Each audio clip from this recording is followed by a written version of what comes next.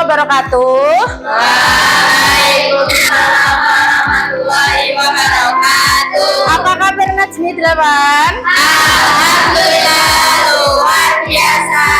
Yes.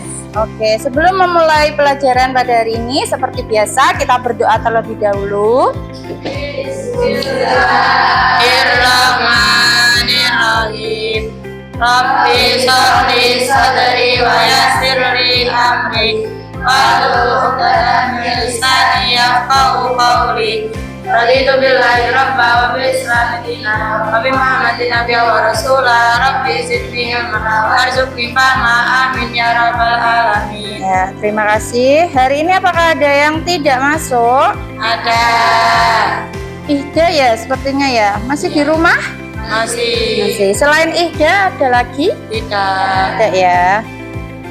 Kita hari ini supaya fokus, kita tepuk semangat dulu. Tepuk janji fokus. Bersemangat, bersemangat, bersemangat. Janji fokus, janji fokus, janji fokus. Saya fokus, saya bisa, saya fokus, saya paham. Saya fokus, saya bisa, saya paham. Tepuk tangan semuanya. Oke, supaya kalian fokus pelajaran hari ini ya. Nah, oke. Tujuan pembelajaran kita hari ini yaitu nanti anak-anak bisa aja untuk memahami dan menganalisis struktur. Kemarin kalian sudah memahami teks rekonnya. Sekarang kita lihat teks rekon ini ada struktur apa saja gitu ya.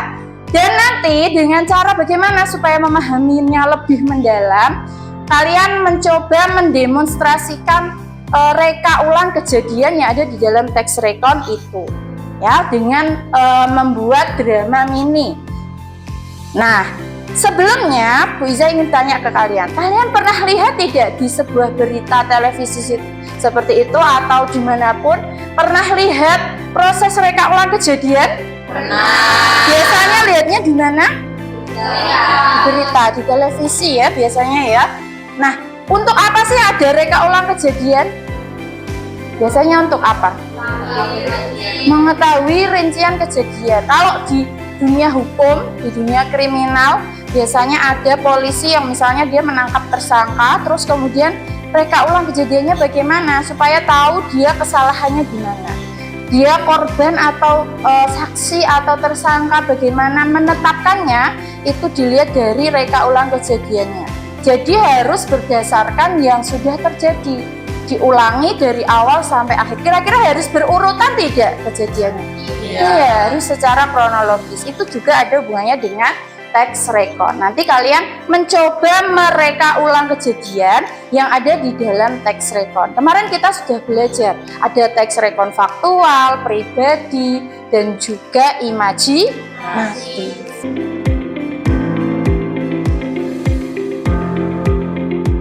Kita berdiskusi kelompok, Bu Iza akan membuat kelompok.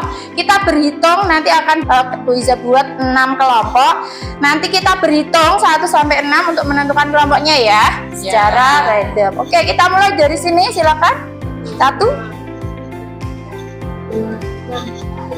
Kembali ke 1, 2. Kembali 1, 2. 4, 5, 8, 6. 1. 6, 1. 6, 2, 4, 5. Oke, silakan. Boleh berkelompok sesuai dengan kelompoknya masing-masing. Ya, langsung membuat kelompok. Oke, sudah berkumpul sesuai kelompoknya? Sudah ya. Nanti dengarkan instruksi dari Bu Iza dulu. Setiap kelompok nanti akan Bu Iza beri 1 tab ya. Baik, silakan masing-masing satu orang perwakilan kelompok maju untuk mengambil tabletnya. Ya, silakan. Ya. 4, 5, 6. Oke. Kan nanti kita cari teks rekon lewat ChatGPT. Ada yang sudah pernah pakai ChatGPT? Sudah. Ya. Nanti Bu Iza beri bantuan prompt-nya untuk menemukan teks rekon. Kemudian nanti ada waktu untuk diskusi dan latihan dan presentasi berupa tampilan drama mini teks rekon. Bisa dipahami? Bisa. Oke, silakan dibuka di Google-nya chatgpt.com. ChatGPT. Silakan dibuka di Google atau browser yang lain boleh. Ya, lihat di depan kita pakai ChatGPT sebagai bantuan. Ya, ini adalah kecerdasan artifisial yang bisa kita manfaatkan untuk membuat teks rekon. Ini ya yang ada di depan ini ya. Silakan diklik. Kemudian silakan tulis di sini teks rekon apa yang kalian ingin ChatGPT membantu membuatkan. Misalnya teks rekon sejarah atau faktual atau imajinasi. Misalnya, bisa beri contoh prompt-nya ya. Nanti kalian bebas mengeksplor prompt-prompt yang lain. Silakan perhatikan dulu di depan. Buatkan teks rekon. Misalnya mau yang imajinatif ya. Yang bisa dipraktikkan oleh anak SMP ya, kalian karena tingkatnya SMP, dalam bentuk drama mini 5 menit dengan struktur apa saja strukturnya? Terus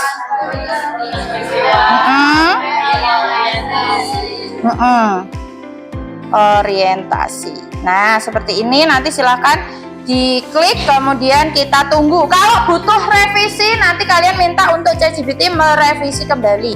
Ya, jadi sampai nanti kalian menemukan. Ini karena ini ada 6 kelompok, silakan ada yang teks rekon pribadi 2 kelompok, teks rekon faktual 2 kelompok, dan teks rekon imajinatif 2 kelompok. Bisa dipahami? Bisa.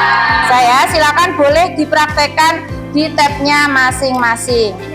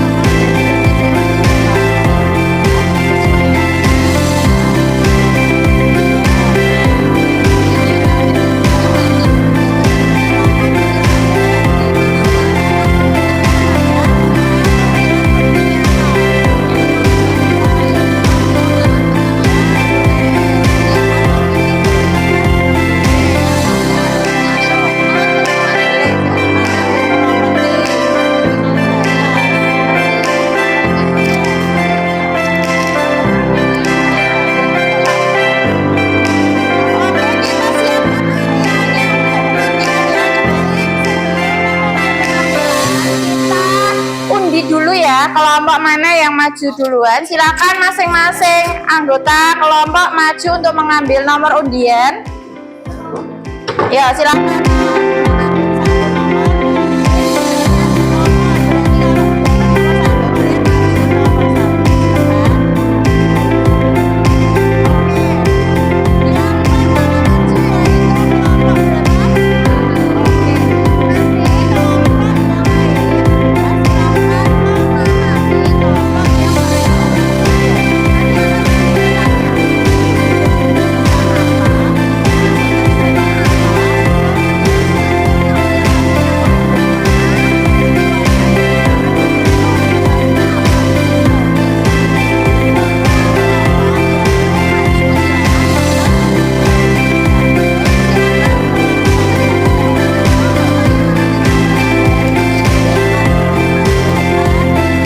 Assalamualaikum warahmatullahi wabarakatuh. Waalaikumsalam warahmatullahi wabarakatuh. Jadi kami dari kelompok 1 akan menampilkan drama singkat yang berjudul Perjuangan Pangeran Diponegoro di Tanah Jawa.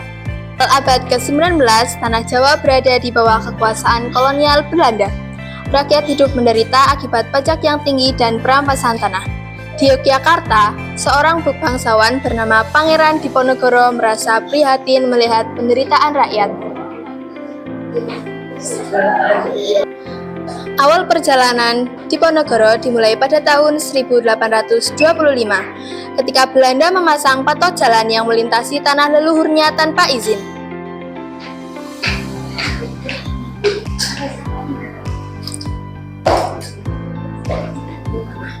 Bagi Diponegoro, hal itu bukan sekedar persoalan tanah, tapi simbol ketidakadilan dan penghinaan terhadap martabat rakyat Jawa. Ia pun memutuskan untuk melawan penjajah. Kamu kenapa di sini? Diponegoro mengajak para ulama, santri, dan rakyat untuk berjuang bersama. Ia menjadikan perjuangan melawan penjajah sebagai bagian dari jihad fisabilillah, yakni perjuangan di jalan Allah untuk membela kebenaran. Pasukan Diponegoro bergerak dari desa ke desa, menyerang benteng-benteng Belanda dengan strategi gerilya. Jihad fisabilillah. Selama 5 tahun, perang berkobar di berbagai wilayah Jawa, seperti Yogyakarta, Magelang, dan Surakarta. Pasukan Diponegoro sempat membuat Belanda kewalahan karena strategi perang yang cepat dan rahasia. Namun, karena kekuatan senjata Belanda yang lebih besar, perlahan pasukan Diponegoro mulai terdesak. Diponegoro wafat pada tahun 1855 di Benteng Rotterdam, Makassar. Meskipun perjuangannya berakhir di tanah pengasingan, semangat juang dan keimanannya tetap hidup dalam hati rakyat Indonesia. Ia dikenang bukan hanya sebagai pahlawan bangsa, tapi juga sebagai pejuang Islam yang menegakkan keadilan dengan keimanan dan keberanian. Hingga kini, nama Diponegoro diabadikan menjadi nama jalan, universitas, dan markas militer sebagai bentuk penghormatan atas perjuangannya yang agung. Ditutup dulu.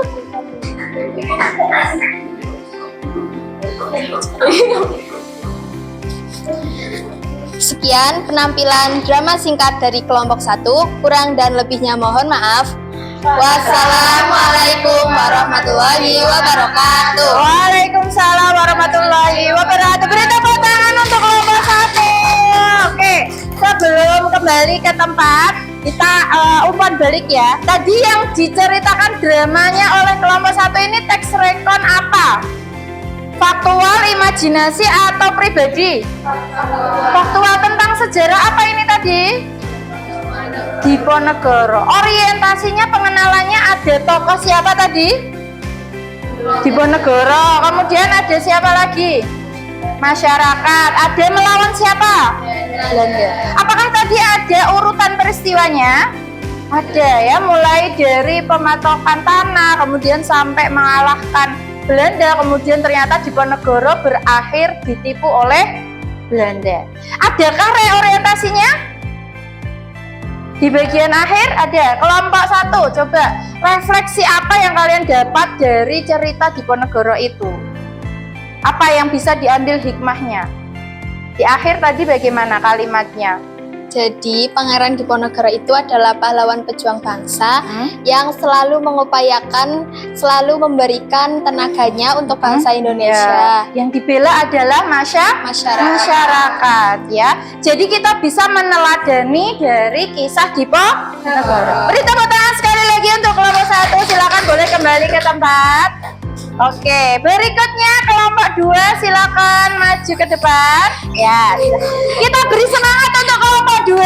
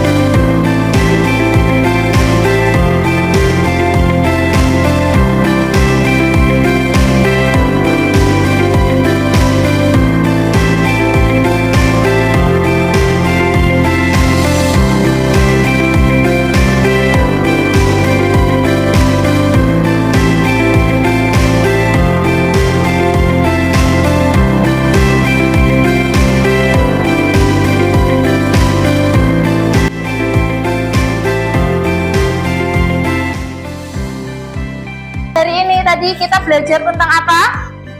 Teks rekon tentang apanya? Ya, reka ulang kejadian. Bahwa semua kejadian itu bisa direka ulang dan ada hikmah yang bisa kita ambil. Ada apa saja struktur dari teks rekon yang sudah kalian pelajari? Yang pertama, Orientasi, untuk peristiwa, reorientasi. di bagian orientasi apa yang ada? Isinya tentang apa? Pengenalan. Di bagian urutan peristiwa ada apa? Urutan kejadian. Di reorientasi ada hikmah, penilaian penulis, kesan, kesimpulan gitu ya.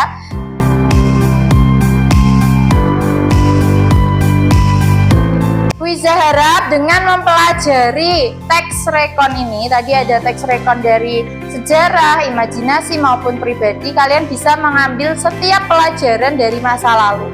Bahwa masa lalu itu tidak untuk disesali, ya kan?